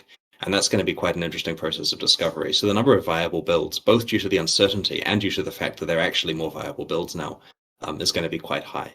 So when you see the manifesto, we'll do our best to explain the reasoning behind the nerfs. We don't want to do it arbitrarily. Like, we understand that nerfing the game will turn some players off, and it's generally seen as a negative thing. We would only do this if we felt that it was the right thing for Path of Exile, both in the future and immediately. That's a good lead into asking about, like, So recent leagues have been pretty nerf heavy in general, with like fewer buffs to underused skills and builds. And while the goal is pretty clearly, as you stated in the video, to start reining in power creep and up the challenge of PoE, can we also expect some love for some of the older things for people to get excited about? Oh yeah, absolutely. We've definitely selected old skills that need some work and buffed them. You know, we've got a growing list of those internally, and as the team discover more that are easy for us to numerically change, we do that. And I'm careful not to overpromise here, because in the past we threw numbers around of number of skills that were buffed, and then someone looks at a skill kind of sideways and says, that's not really a buff. So I'm not going to name any numbers, but yeah, there's a bunch of skills that we've been working on, and you know, it's going to continue, right? If we see stuff that's below the curve, we will make sure to adjust it. Now, one thing that's important to bear in mind here is like, when we're looking at builds that have been popular recently, we're seeing like Ice Spear, Spark, Burning Arrow turning up just out of nowhere because people find clever ways to use them. And those are not skills that we said, oh yeah, no one's using Burning Arrow, let's add 30% more damage or anything. This is a case of players saying, oh, here's a cool combo, and then it starts to take off. And so there are a lot of sleeper skills there that probably don't need buffs, that are just waiting for the right moment to be found. Now, of course, there are also ones that do need buffs, and we've been careful to buff those ones. How do you find managing the community reaction to dealing with power creep like this? It's difficult to communicate this stuff because everyone who's watching this can hear the explanation and it makes sense, but I don't expect all the players to watch this. It's hard to actually have someone like read the patch notes, see a change to their favorite skill that they know and love, and get excited to play that particular release, because like it's what the safe option in the back of the mind is to play the thing, and we've just told them you're going to make 10% slower progress playing that thing, which is fun in the context of a more balanced game where now you're getting a better ratio of rewards per time and various other bits and pieces. But it is difficult to communicate this, and it's so tempting to just play for player expectations and throw entirely buffs around and never touch anything nerf-wise. You know, we don't have to come into work and nerf stuff. If we wanted to just be popular and have record player numbers, we would just buff, buff, buff, buff, buff, and then the game would die relatively quickly because there's no actual challenge left. We want to be the action RPG that despite having been out for a decade, still maintains some degree of a level playing field, and that requires occasionally we have to rip the band-aid off here. Now, it's been tempting to leave all of this for Path of Exile 2 launch day, right? Like, you rock up to Path of Exile 2, and the game is entirely different. And that jeopardizes the launch day to some extent. We can find out now how these things actually play. We can find out now what the reaction is going to be, and make sure to have it in an appropriate place by PoE 2 launch day. And so this means, like, players, if you play this, and you actually, like, 2 weeks into it, hate what we've done, you know, post some constructive feedback, explain why you found other behavior more fun, explain what you'd like to see in the future, and we will read it. We do have our own vision for what we're doing here, but at the same time, you know, it's a game we're making for you guys to enjoy, and we believe that a greater degree of skill variety being used, and also some uncertainty at League launch about what the best builds are actually enjoyable things. Because we see people complain constantly, including our own staff, that they already know how the League is going to go because they know what build they're going to play. They kind of understand how it's going to play out. And we want to create some mystery there. We want it so people are actually pushing to find the best builds. That's a good time to ask, like, do you have a specific vision for difficulty that you'd like the game to reach? I know in the past it was mentioned that ideally the game would have periods of casual gameplay with those spikes in difficulty. Is that still the vision, or has it kind of changed over time? Yeah, that is the vision. We do want it so you can play relatively safely and then have spikes of difficulty occasionally. And this is what you'll see when playing League content that we've been releasing for the last few leagues. That content is fun when you're playing through the various encounters. The problem is that the campaign and kind of map content between the leagues can get so much easier. It's just so far under the curve. Like, we're having situations where when we're balancing the monsters for like Ritual or Delirium or something, they've got like triple the hit points of regular game monsters. You know, we're sitting there doing correct balance for the new stuff, and the old stuff was languishing with incorrect balance.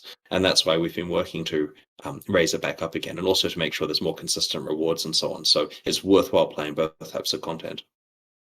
There's a couple of questions I have here that have been picked up from chat that kind of touch on the same area of topic, which is how do you feel this impacts like a player who maybe doesn't play as much Path of Exile, but has in the past, due to power creep, been able to access more content, been able to do Shaper and Elder, and have enjoyed that experience as a result? You're making the game a lot harder overall in general. How do you feel like it affects those players, and how do you want it to affect those players? Well, there's a couple of things here. The first one is that if you wait a week, read what the best build guide is, or watch your favorite YouTuber who's worked out how to play the game properly and do what that person did, you can probably still get similar results, right? Like, we're not talking about big nerfs here. This isn't the big difficulty change. There could be a big difficulty change in the future. This is the first step down that path to see how it's received and how much more fun it is and so on. We're hoping the response is that it is actually more fun. So it's still going to be possible for casual players to get to the end content.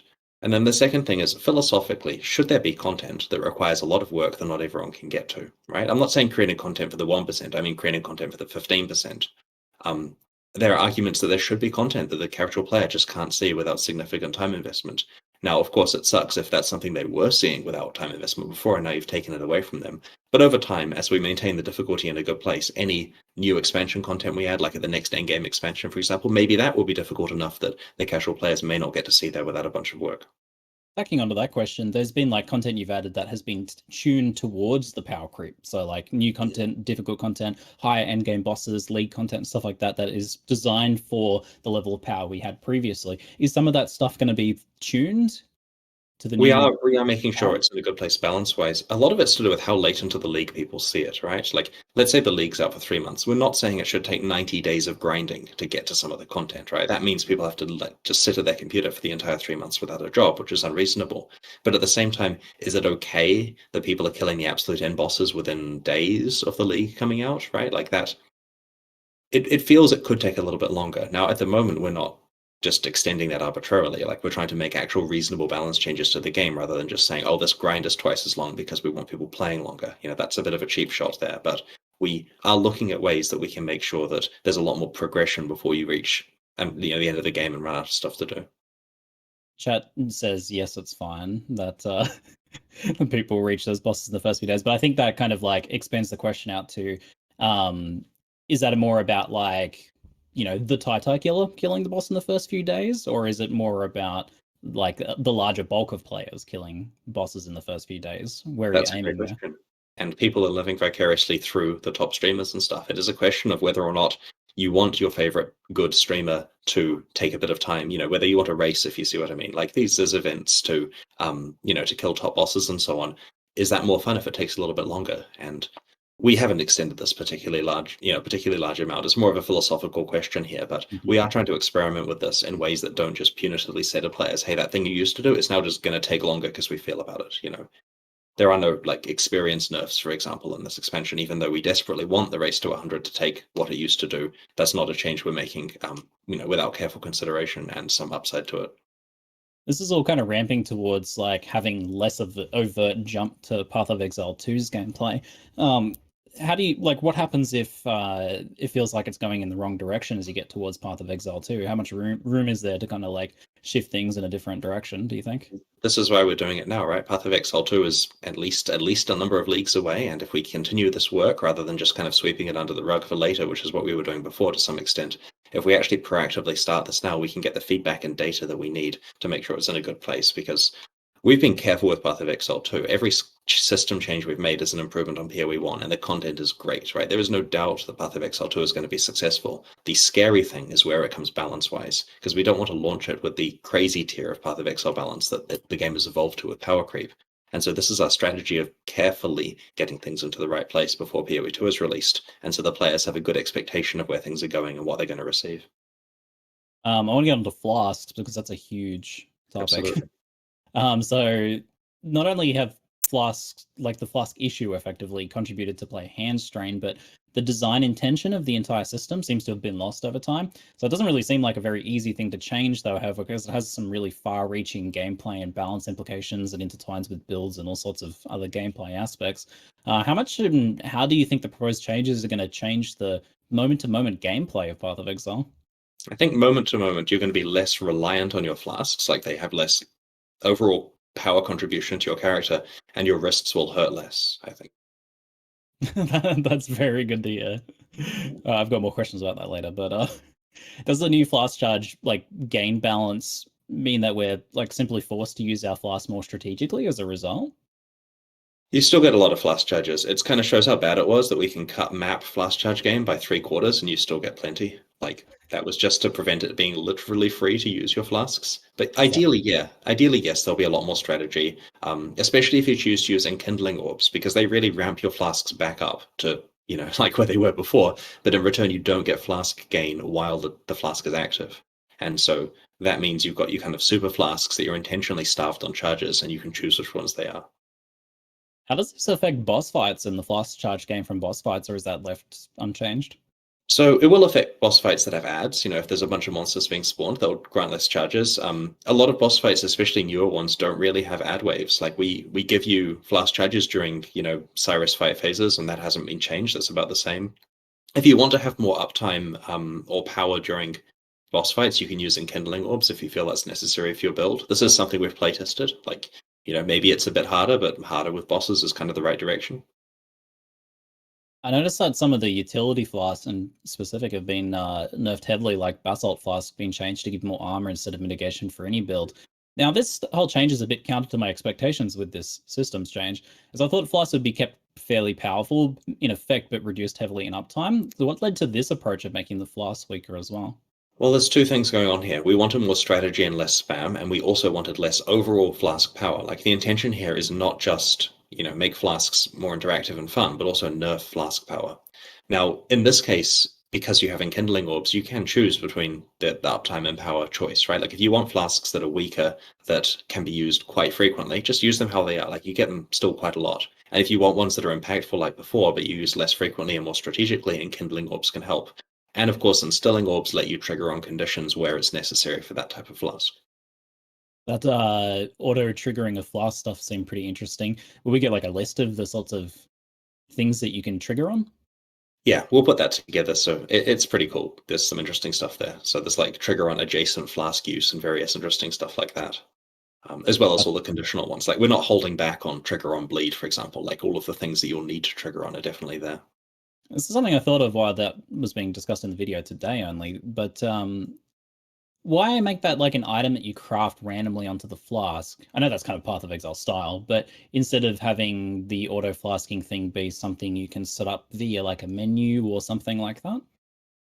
We don't see this as QOL. We see this as a trade-off you're making economically and for strategic reasons. And it's not too hard to find these, right? Like it's, I mean, you wouldn't set it up on every flask throughout your gameplay. Like it's an end game thing, and it does take, a bit of work to get your flasks set up how they are, but it's like GCPing of flasks, right? Like no one is complaining that it's too hard to quality their flasks up. It's the same kind of thing. It's about that much effort.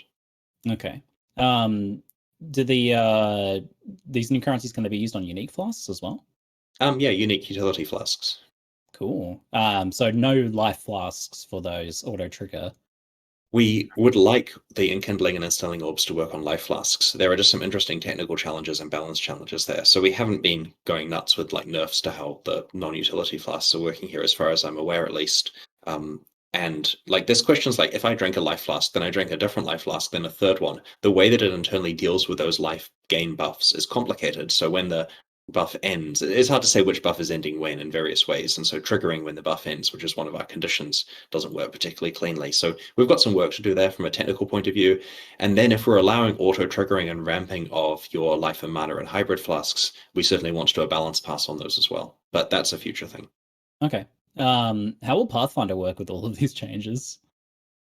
It should be fine. It should be fine. There's a the Pathfinder is still very much focused on essentially the more, strategic flask usage. We've not wanted to take away from that particular build. Will Pathfinder still be fairly piano flask oriented?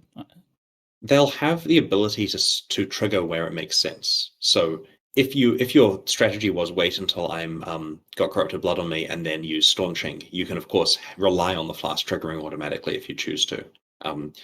And at least if there is a piano element to it for ideal play, that's something players are specifically choosing to do by specifically saying out of the 19 ascendancies, I want the one which wants me to push the keys quickly. Whereas currently one could argue that all the builds benefit from pushing the keys quickly. Okay, so there's a big I put a note here to warn that there's a big ramble lead into this next question. So just be ready for that. But another change that was mentioned was that ailment and curse removal will now have to be done reactively rather than proactively. And if, say, like a dousing flask is used prior to being ignited, it'll have no effect. So there's a bit to unpack with this change, I think.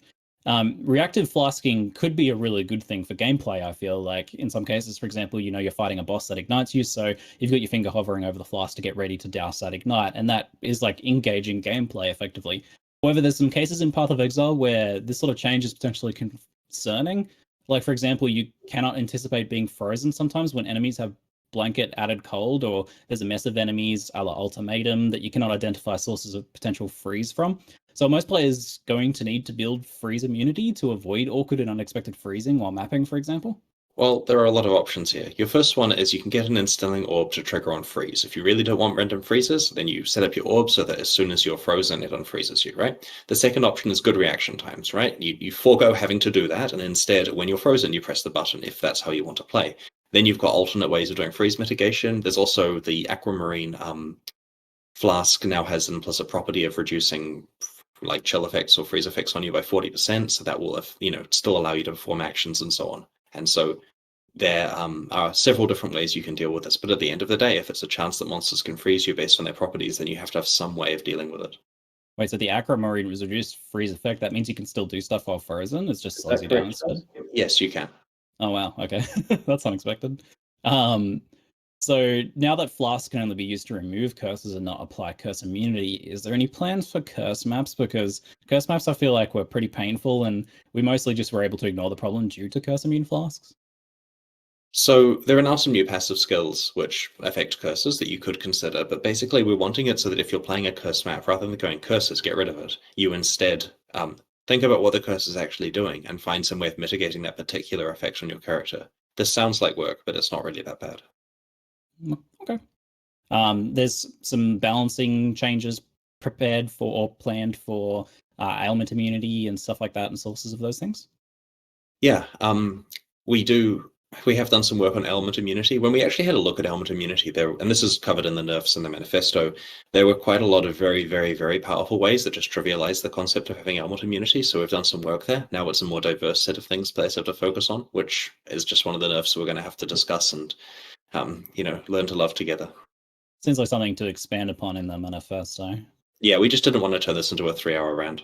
Yeah, honestly, I could talk about Fast for hours, so I'm going to move on. No worries. And we have Royale in 4 minutes. I know exactly. I'm trying to wrap us up sometime We can around keep there. chatting while they're playing Royale, though. I'll be just over here playing a bit. We might overlap. I want to go play too, but we might overlap a little bit. So quality of life and tech issues. Yes. Can we expect a smoother launch and queuing experience this time around? Oh, I really hope we can do. We had problems both of the last 2 launches with stuff, and we put a lot of effort into fixing this. So specifically, the problem with queuing has been completely sorted. The queue will be fast like it has been in the past. The issue that happened before cannot occur again. It is literally removed from the source code. That is not going to occur. The database problems that we had at our last launch, which are interestingly to do with page sizes in our character database for the tech guys out there. Get your page sizes right in your databases. Anyway, that is now good. We should be fine. We've put a lot of work into that. So we're expecting a very smooth launch from a technical point of view. And of course, we've learned not to give paid streamers priority to get into the game more quickly. That was a mistake and will not happen this time. League box affinities was briefly mentioned. Does this mean control clicking league items while in your stash will automatically transfer over to the league boxes? And does that apply retroactively to things like the heist locker as well? Yeah, so we've enabled the affinity system for both the expedition and heist lockers. You just basically go to the heist locker and turn on affinities just like normal, and then when you're in your regular stash and you control click a heist item, it pops over there. So good. Oh, much better. So flask changes are a big step in reducing player hand strain, and as tradition, I'd like to also inquire as to if there's any news on the progress of improving item stacking, pickup radius, things like that. Okay, so when we see on Reddit, someone will post, look at the amount of currency here, and they show a screenshot with an absolutely unreasonable amount of currency to pick up. And we're like, what possibly can spawn that amount of clicking? This is ridiculous. Like, we look into it and we find, for example, so the Atlas passive, which enables King Harbingers, right? So that creates up to 4 or so King Harbingers in a map. And these dudes, for some inexplicable reason, were spawning over 60 rare monsters for the fight, right? Which is completely unreasonable, each. So there's hundreds of rare monsters. And then there's like a sextant mod that says you get 3 currency item drops per rare monster. So you're getting literally multiple hundred currency item drops. It is completely reasonable to say, why do I have to pick all the stuff up? And also completely reasonable for us to fix that issue. So that particular one, the King Harbinger one, is one of the nerfs that we're doing here. But to get to your actual point, though, our philosophy here is where possible, we will stack things so that it's a couple of clicks if there are a lot of items. We don't want to have it so you have to click 15 times. 2 is enough for that. And the reason why it is 2 rather than 1 is because it is the concept of opening a trove of stuff and getting multiple piles of it out. Like, it's representing hundreds and hundreds of base items on the ground. We're coalescing breach splinters together. That was an example of something where we realized there are actually too many droppings. So we're going through and fixing this. And as we introduce new content, we make sure to stack that. You'll notice in the footage that we released today of Expedition, you're not really seeing more than 2 of any particular type of currency together. We've also had some interesting changes to Act boss drops. We made them a lot better in 3.14, but we've gone through here and made them a lot better again in this patch. We've coalesced items in an interesting way where obviously with like rares and uniques and stuff, you can't stack them, but we've basically said, look, we're going to add a whole bunch to the rarity so it skews more towards getting rare and unique drops. And we're going to take away basically all of the blue items. And so now you're getting far, far, far fewer, like 50, 60% fewer items from Act boss drops, but they're just better than they were before. And so this means that when you go and kill Kotava in the campaign and stuff, you'll get a much more reasonable small pile of very good items as opposed to entire screen full of junk to look through. Any potential on like extending pickup range or something? There's a lot of awkward situations where your character has to move that moves the labels around and things like that that make the whole experience a lot less comfortable. Even if there's not a lot of items, it can still be quite straining. Nothing to talk about in 3.15, but this is something we are very aware of. Good stuff. I will ask that question every Q&A. No worries. And to just track progress. Just interested. So now that we've done this new style of League announcement live streams a few times, how have you found them compared to the old media tour method? We think it's a lot better for a few reasons. It's really good to be able to talk directly to the community. And while we loved the fact that there were so many journalists interested in explaining the information to the players, we found a good compromise between still letting journalists have some degree of early access, so they're posting their articles as we speak, but also letting us directly phrase stuff in a very specific way that PoE players will understand, so there's no room for misinterpretation. And it means that a talk like this isn't just a supplementary thing, it's the primary way that people can find answers to these questions. And it's been a lot of work putting together these live streams. I started out working on it mostly myself, but quickly enlisted Bex and various other people to sort it out. So Bex has been primarily pushing for the live stream content and getting all the marketing stuff sorted. So if people on Reddit are wondering where Bex has been, the answer is very, very, very busy becoming our marketing manager, essentially. She's been doing a fantastic job with helping get this stuff organized ahead of time. Probably the most organized human that I know in my life. So Bex moving on up there with the responsibilities and roles. We will make sure that she stops in for some memes from time to time so that people don't completely miss her. But it's more a matter of her training her army of juniors to make sure that their meme game is top notch. I was going to use the 100 emoji, but I realized I'm talking, so. Nice. 100. Very good. That is awesome to hear. Very well deserved for Bex. So we got a bunch of extra questions that have been sprinkled in here from chat as well. So I'm going to start working through some of these, but you folks have fun in Royale once it's up and running, which sounds like at any moment now, I think. It should be up. I mean, assuming everyone behind me has done their job right, they should be playing Royale right now. Or there could be amazing technical problems that I'm unaware of myself, but ignorance is bliss. So throw me some more questions. We start seeing people sprinting in the screen behind you and fire and smoke. You see fire, yeah. Are there party queues available for the Royale game mode? No, there aren't. We have an experiment with some party stuff that might be happening in the future, but this is something we'd like to do. We're not philosophically against it. Just for the time being, it's solo. Okay, cool. So potentially something to explore in the future then? Yeah. We think it's a lot of fun. We just haven't got to it yet. And it's partly because it took so much work to get Royale to the state here. Like, it's literally 30 times the effort we put into making the simple version. I'm really looking forward to checking it out after this. Will the expedition detonation timers speed up in higher level maps and instances? So this is a topic that even team members of ours have brought up, where when we push the plunger and there's this cool thing where it goes and explodes and it takes like 3 seconds, and we look at it and go, that's so cool, and people are going to be so unhappy at having 3 seconds of their life wasted. And so we're looking at options to make it like to make the first explosion quicker. Now, once that first explosion has happened, of course, the other ones are timed fine because you have to actually fight the monsters in each wave. Like it's like an abyss takes a little bit of time to progress. So it's mostly the first one where we have a cool visual feel for the theme right now, and we realize that is wasting 3 seconds of combat. So we'll find a way of making that still look good while being a bit more punchy, hopefully. I'm so glad to get those 3 seconds back. Oh, who am I kidding? I was just going to waste them anyway. So concerning difficulty, what about encountering the bosses?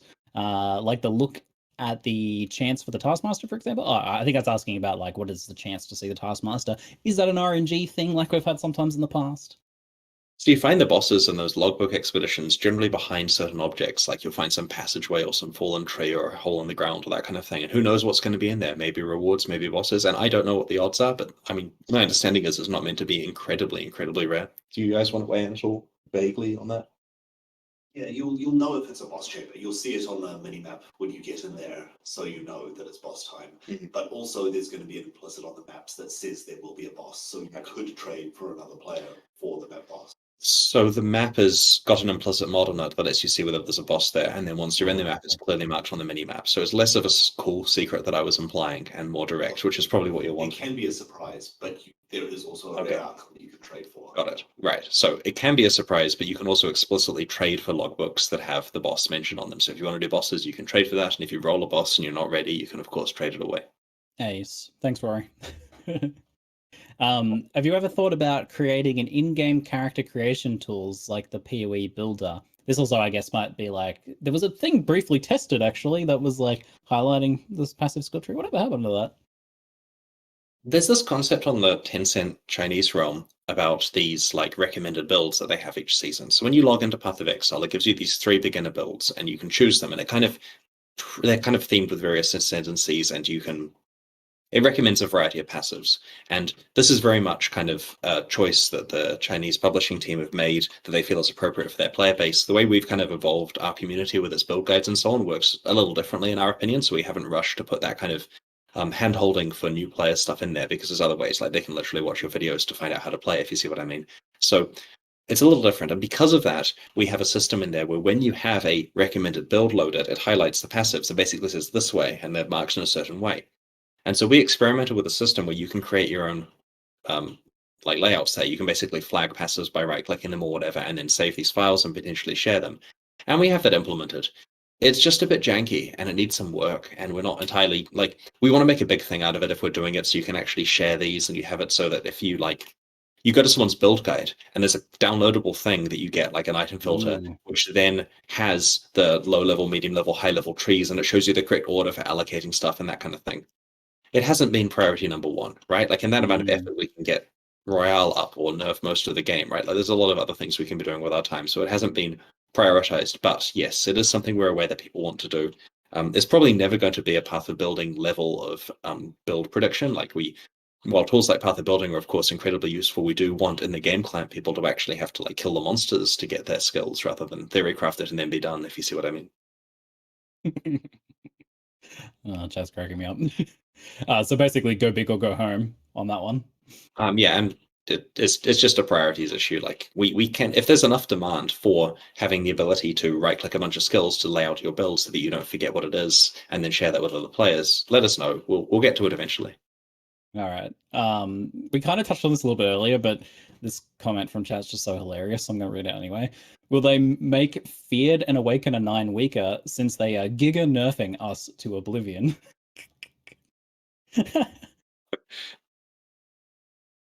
That's a good one. Yeah, we'll see. It's not gonna. The nerfs aren't going to have that much impact on the time it takes for people to get to that content, right? Like, try it out. It's not that bad. You'll find ways around it. It's one of those things in the past where we've nerfed something massively, and it's affected the players by like 2% overall because they're just smart and work out new ways. So basically, no. To that person. Yeah. Can you apply MTXs to your Royale characters, and do they stay on between games? When we enable MTXs, we will find a way that you can have your loadout so they stay on. Currently, MTXs are not enabled in Royale, and there are 2 reasons for that. The first one is from a performance point of view. There's a lot of MTXs and there's a lot of players, and we don't want it so that when you run onto the screen, it slows down or doesn't draw the other player just because they're wearing a Christmas tree. And so that is something that we have to sort out. We're looking at ways. I mean, the intention is, of course, I mean, this is an unmonetized game mode. MTXs are going to be a part of it, but for time being, they're off, so it's nice and clean. The other thing is, from a fairness point of view, MTXs do let you hide what your character is wearing, and maybe this is fine. Maybe you learn that if you're covered, the guy's covered in fire and stuff, you can't really tell what he's doing. But we do need to stop and consider this, right? This is a competitive mode. We have to make sure we understand the implications of enabling people to reskin their characters in various ways. For example, skill effects aren't that misleading. If someone uses an alternate version of Freezing Pulse, it's still Freezing Pulse and is recognizable. But by the same token, if you cover yourself in some complicated armor that prevents you knowing if the person's picked up a helmet yet, there might be some advantage there. And so we just want to have a stop and think about that when we can. That's a really good point. I didn't think about actually, like potentially including the. We have a the vanishing dye MTX that lets you hide things. So you could literally pretend to be naked while wearing pretty good items, or uniques, for example. There is certainly some degree of advantage that comes from certain MTXs. Now, maybe this is irrelevant in the grand scheme. I mean, it seems probably true for Fortnite. I don't know. I haven't played it, but we just want to make sure we do the right thing there. All right. Yeah. It's good that you're thinking about that because I didn't even think about that. Will there be Royale on consoles? No, not at the moment. And part of this is just to do with player populations. And, I'm not trying to criticize the player populations on console. I'm just noting that only a portion of pathofexile players are choosing to engage in Royale at any one time, based on our existing data from the first weekend we ran the 2018 version. And out of those players, they're spread across many geographical reasons. If you're in Europe, you're not going to want to play against someone in Australia. And then there's time zones. And then there's the fact that most people wanting to play Royale in a Royale game currently, the matchmaking will just take far, far, far too long to actually get games to trigger. Plus, there's some work actually getting it to work on console. So for the time being, we're running it on PC. We'll see how it does. And if there's the player population to support some form of Royale on consoles, we will absolutely bring it there. We have no problem with bringing it there philosophically. We're not being blocked by the publishers bringing it there. It's entirely a matter of, it'll be super frustrating if you try to join a game and there happen to be 8 other people in Australia interested at the moment, and there's not enough to trigger it. Is there any updates on how Path of Exile Mobile is going as well? It's coming along, yeah. We decided not to show any stuff yet, and that's partly because we want to ramp up the marketing towards its release as opposed to dump all the information on you now and then find out how to change it. We do have some cool stuff to show. There's the game's got its own storyline and various other interesting things that are coming along, but we're not really ready to actually show it off just yet. If people doubt that it exists, they should chat to the guys at XLCon who spent several hours playing it and get some reassurances that there was something there. Awesome. Are there any planned Atlas changes this league? Not this league. I mean, there's probably a pile of nerfs just for expectations, but I say that without actually knowing. That's a joke. The guys are smiling. But we do have our annual in-game expansion coming in the foreseeable future that will probably contain more Atlas stuff, as people know to expect. Can you please ask if it is possible for any character to find the Winding Pier? Going straight to the source for that one. Can't comment on that. Uh-oh. If I get banned from my own game, it's going to be a big problem. That would be a big problem. It even goes that high. Wow. Yeah, I had a couple of notes, by the way, while we're talking to throw in there while we still have viewers. So the first one was we changed how Spectral Helix works after we filmed all that footage. So I lied to you. So what you saw there, it's very interesting watching chat. We show Spectral Helix, and people are like, "That looks cool," and then it shows it with Multiproj, where it looks really janky, and people say that looks bad. It's amazing looking at the shift between the two. We changed how Multiproj affects it. Previously, it just caused you to throw multiple projectiles at the same time, creating this thing that A, was just bad for balance reasons, bad technically, and looked bad. We've changed it now so that A, it does more damage, right? And B, the multiple projectiles cause more terrain bounces, which actually happens quite a lot because there's occlusions everywhere.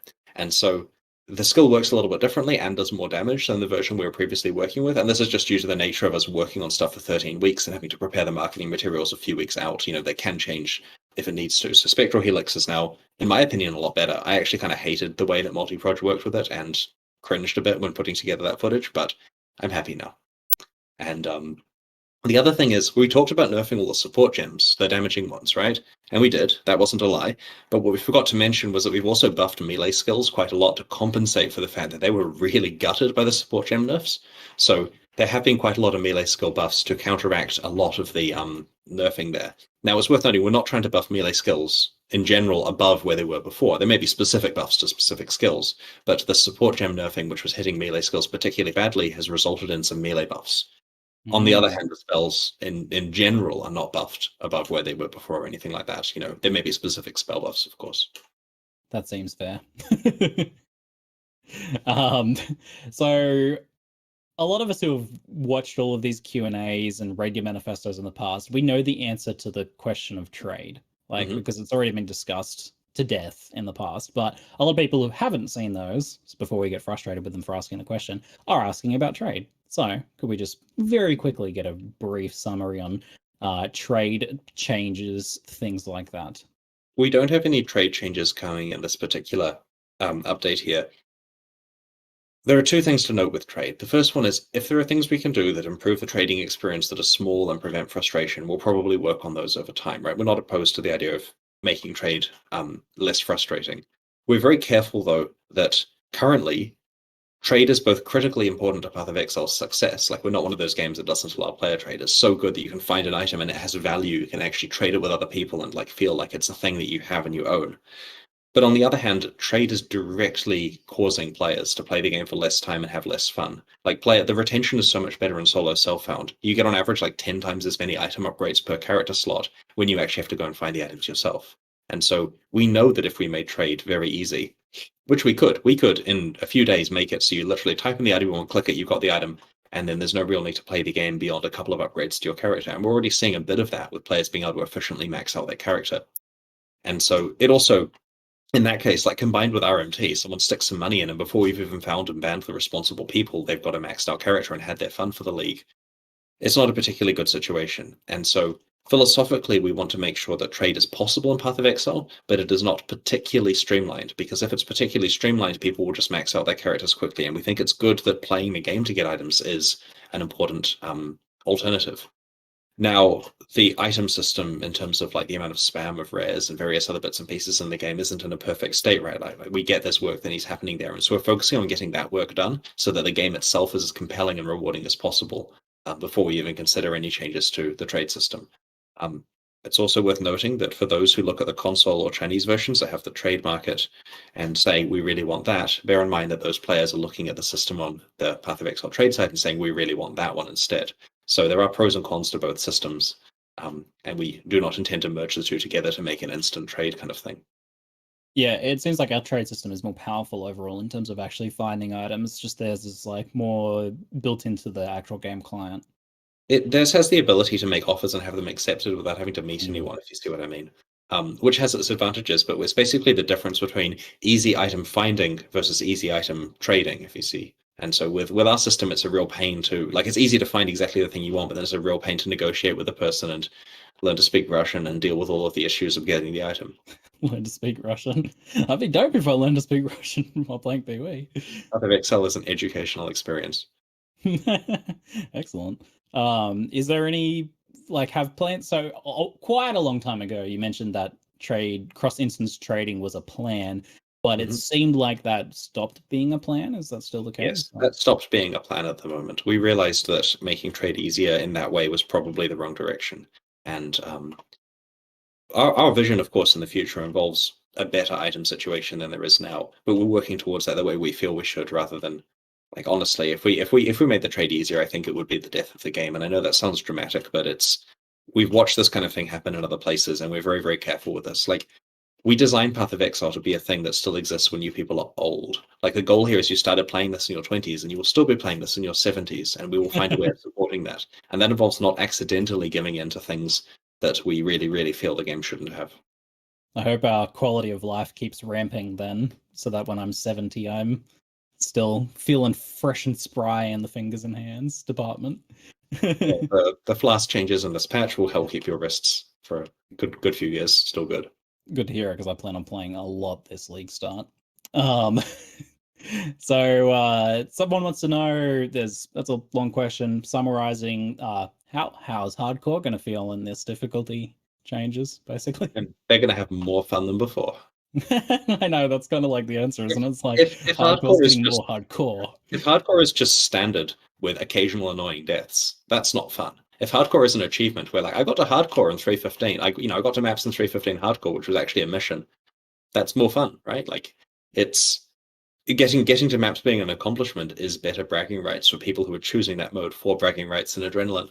We could argue that there's a vision for an even harder hardcore mode at some stage in the future. That kind of thing, with ultimate bragging rights. Like imagine Blamped as like a regular league, for example. That kind of thing. I'm sure there'll be players who would enjoy that. Is there any performance texture plans or changes people can expect to read about more in patch notes and stuff like that? We deployed a lot of this stuff in a engine patch a week or two ago, which has gone pretty well. There's other bits and pieces we want to fix based on people's feedback from that engine patch, but overall, we're trying very hard to not have performance surprises on launch day. In addition, various issues with like invisible monsters and stuff at last launch are pretty resolved now. We have that particular thing was a bug in the engine combined with an incomplete shader gather, which we've worked out how and why both occurred and fixed them.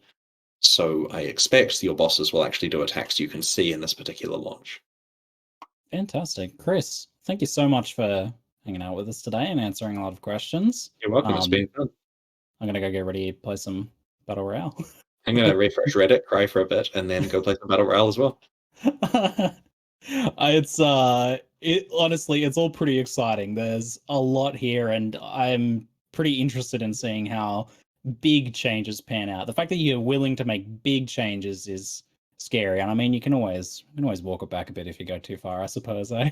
Yeah, we'll see how it goes, but I'm pretty confident. And yeah, we put a bunch of work into making sure it's the right stuff. But everyone, have a great time with Expedition League. It's a lot of fun. Good luck with all of those skills. There's a lot of new league starters to try out. Thanks so much. See you guys later. See you later.